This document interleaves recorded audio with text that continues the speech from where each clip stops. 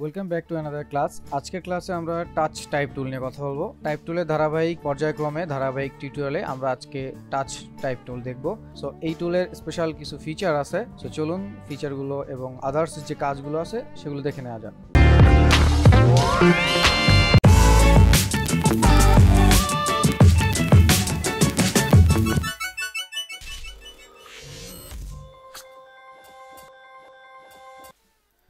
তো আমি সফটওয়্যার আগে থেকে একটা ছবি আপনাদের জন্য ওপেন করে রেখেছি। সো এই ছবিটায় আপনারা নিশ্চয়ই দেখতে পাচ্ছেন কিছু নির্দিষ্ট অংশে কিছু মার্কিং করা জিনিস আছে। সো আমরা নর্মালি যখন টেক্সট লিখি, যদি একটা ওয়ার্ডের কথা চিন্তা করি, সেই ওয়ার্ডটা একসাথে থাকে। তো আপনি যদি চান সেই ওয়ার্ডের যে কোনো একটা লেটার ইন্ডিভিজুয়াল কোনো একটা ইফেক্টে কনভার্ট করবেন অথবা তাকে বিভিন্নভাবে ট্রান্সফর্ম করবেন, সেটা কিন্তু না ভেঙে করা সম্ভব না। তো সেই অসম্ভবটাই আপনি টাচ টাইপ টুল দিয়ে করতে পারবেন। মানে আপনি একটা ওয়ার্ডের মধ্যে বা একটা প্যারাগ্রাফের মধ্যে নির্দিষ্ট একটা লেটার নিয়ে যদি কাজ করতে চান, এই টাচ টাইপ টুলটা আপনাকে হেল্প করবে। আপনি টাচ টাইপ টুলের মাধ্যমে রোটেশন করতে পারবেন, ট্রান্সফর্ম করতে পারবেন, তারপর এটার আপনার যে কোনো পরিবর্তন বা এটার চেঞ্জ, যে কোনো ধরনের আপনি টেক্সট টাইপ ফেস বা যে কোনো ধরনের যাই বলেন, টোটাল ইফেক্ট সহ আপনি এটার পরিবর্তন করতে পারবেন। তো তাহলে আমরা চলেন আমরা জাস্ট একটা টেক্সট লিখে সেই ব্যবহারগুলো একটু দেখে ফেলি। সো প্রথমে আমি এখান থেকে জাস্ট নর্মালি টাইপ টুলে গিয়ে জাস্ট নর্মাল টাইপ টুলে আমরা জাস্ট একটা টেক্সট বা ওয়ার্ড লিখে নিব। তো আমি একটু বড় করে নিলাম। সো এখান থেকে ধরেন আমরা লিখতেছি পেইন্টিং, সাপোজ। সো পেইন্টিং লিখলাম অথবা পেইন্টার লিখি। সো পেইন্টার লিখলাম। তো জাস্ট এটাকে আমি বড় করে নিলাম। দেন আপনি আপনার মতো একটা ফন্ট চুজ করে একটা ফন্ট দিয়ে দেন। আচ্ছা, আমি আমার মতো একটা ফন্ট নিয়ে নিলাম। সো ফন্টটা হচ্ছে অটোবাসবোল্ড। সো অটোবাসবোল্ড যে ফন্টটা আছে সেই ফন্টটা আমি নিয়ে নিলাম। তো নর্মালি এই ফন্টটা রেখে জাস্ট আমি একটা ইফেক্ট বা কাজ আমি আপনাদেরকে টাচ টাইপ টুল দিয়ে দেখাচ্ছি। সো নর্মালি আমি চাচ্ছি ধরেন আমার যে এটা যে আছে লেটার, এই এটা আমি মডিফাই করব। সেই ক্ষেত্রে আমরা নর্মাল টাইপ টুলে গিয়ে যদি এভাবে সিলেক্ট করি, এখন এটাকে যদি আমি বড় করতে চাই, তাহলে টেক্সট ছাড়া কিন্তু আমার উপায় নেই বড় করা। টেক্সটের সাইজ যেটা আছে সেইটা দিয়ে আমাদের বড় করতে হবে। অথবা আমি যদি রোটেট করতে চাই অথবা এটার পজিশন চেঞ্জ করতে চাই, সেই ক্ষেত্রে কিন্তু বেশ ভালো রকমের আমাকে ডিফিকাল্টি অথবা ভালো ধরনের প্যারা আমাকে ফেস করতে হবে। তো এই প্যারা বা এই যে আমার যে প্রবলেমটা, এই প্রবলেমটা থেকে আমরা যদি উতরাতে চাই, তো সেই ক্ষেত্রে আমাদের জাস্ট টাইপ টুলের মধ্যেই একটা টুলস আছে, সেটা হচ্ছে টাচ টাইপ টুল। সো টাচ টাইপ টুলের আলাদা একটা শর্টকাটও আছে, শিফট টি। সো টাচ টাইপ টুলে যাবেন। সো এই টুলসটা আপনি যদি লক্ষ্য করেন যে আমার যে মাউসের কার্সর আছে, কার্সরের মধ্যে দেখবেন একটা বক্স, তার মধ্যে টি।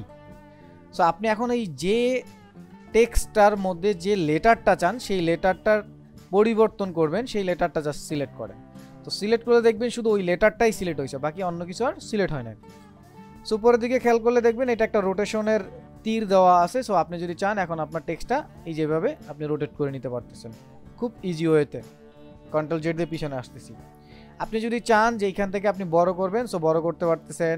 আপনি যদি চান নিচ থেকে এটাকে বড় করবেন, সো বড় করতে পারতেছেন। যেভাবে চান আপনি এইভাবে আপনার প্লেসও চেঞ্জ করে নিতে পারতেছেন। তো যা চান এখন কিন্তু আপনি খুব সহজে করতে পারতেছেন, সিম্পল। তো ধরুন আমরা এটাকে জাস্ট মুভ করে আমি জাস্ট এখানে নিয়ে আসতেছি, সাপোজ নর্মালি। ধরুন আমরা এটাকে সিলেক্ট করতেছি, এটাকে ধরেন মুভ করে সামনের দিকে নিয়ে আসতেছি। সাপোজ এটাকে এইভাবে আমরা নিয়ে আসলাম, দেন এটাকে আমরা এইভাবে নিয়ে আসলাম, দেন এটাকে আমরা একটু ছোট করে দিচ্ছি, ছোট করে দিলাম। দেন এটাকে আমরা জাস্ট আগের যে টেক্সটটা আমার ছিল সেটাকে আমরা জাস্ট সিলেক্ট করার পরে একটু জাস্ট আমরা মুভ করে বাইরের দিকে নিয়ে নিচ্ছি, দেন এইটাকে আমরা জাস্ট উপরের দিকে নিয়ে নিলাম, এটাকে আমি জাস্ট এগিয়ে নিচ্ছি। দেন এটাকে আপনি আপনার মতো করে বড় করে নেন।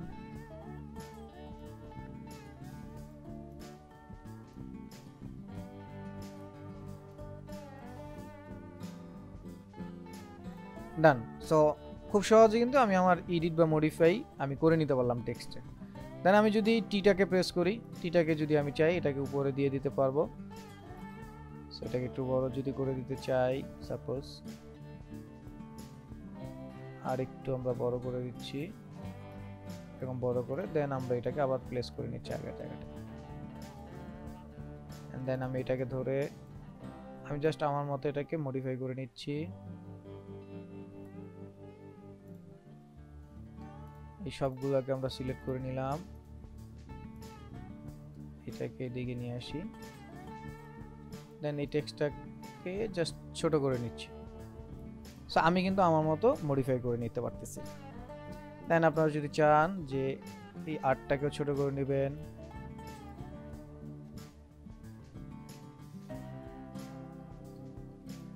সবকিছুই নিজের মতো করে করা যাবে।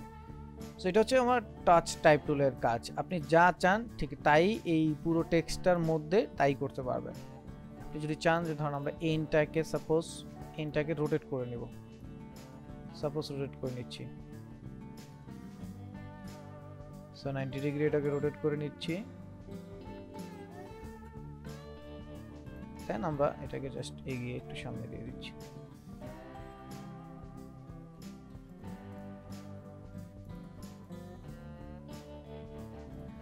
সো নাও সি দেখেন আমার পুরো টেক্সটটা আমি জাস্ট আমার মতো করে কাস্টম করতে পারলাম। সো এই যে ইন্ডিভিজুয়াল চেঞ্জ, আপনি যদি এখানে জাস্ট আজকে যেই ডেটা, যেমন আমরা যদি এখানে লিখি সাপোজ সানডে লিখলাম, এন্ড দেন আপনি আপনার মতো সানডেটাকে মডিফাই করে নেন। আমি টাচ টাইপ টুলে যাচ্ছি, শিফট টি। সো ধরেন আমরা এটাকে সিলেক্ট করে এটার রোটেশনটা এইভাবে করে দিলাম, এটাকে একটু উপরে দিয়ে এটার রোটেশন জাস্ট আমি আমার মতো করে নিচ্ছি, এটাকে একটু নিচে দিলাম, এটাকে একটু উপরে দিলাম, এটা একটু ঘুরিয়ে দিলাম, এটাকে জাস্ট বড় করে দিলাম।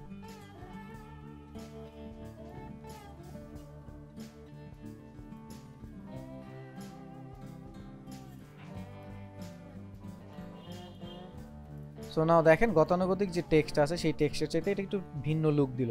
আপনি যদি চিন্তা করেন যে হচ্ছে আপনার টি শার্ট ডিজাইন এরকম টেক্সট ব্যবহার করবেন, সেক্ষেত্রে কিন্তু খুব ইজিভাবে আপনি টেক্সটটাকে ডিলিট করা ছাড়া আপনি যদি এখন এখানে ডাবল ক্লিক করে যদি লিখেন, সাপোজ আমি আমার নামটা লিখি, তো আগের মতো কিন্তু টেক্সটও লেখা যাবে, হয়তো এডিটটা থাকবে না, বিকজ আমি হচ্ছে যেটাকে এডিট করছি, তো যে জায়গায় যদি এ চলে আসে তাহলে এর জায়গাটা তো ভিন্ন হয়ে যাবে। সেক্ষেত্রে কিন্তু টেক্সট থাকতেছে, আপনি চাইলে অন্য কিছু লিখতে পারেন, পরে এডিটও করতে পারবেন, কোনো সমস্যা নেই।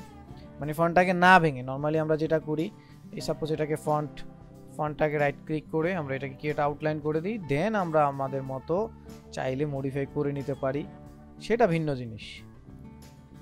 সাপোজ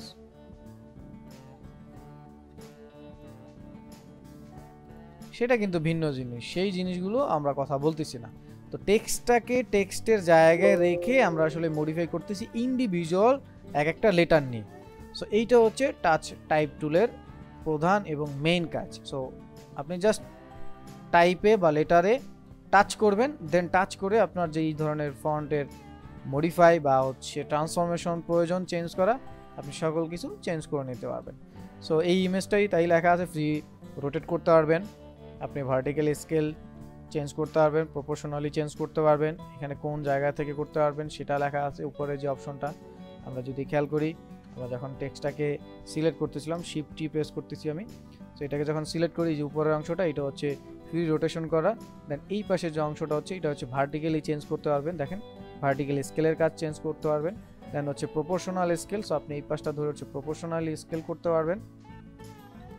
তারপর হচ্ছে আপনার এই যে পাশটা আছে, এই পাশটা হচ্ছে ফ্রি মুভের জন্য, এখান থেকে আপনি ফ্রি মুভ করতে পারবেন, এখান থেকেও ধরে করতে পারবেন। সো জাস্ট এটা একটা জাস্ট পয়েন্ট দিয়ে ডিনোট করে দিল আপনাকে।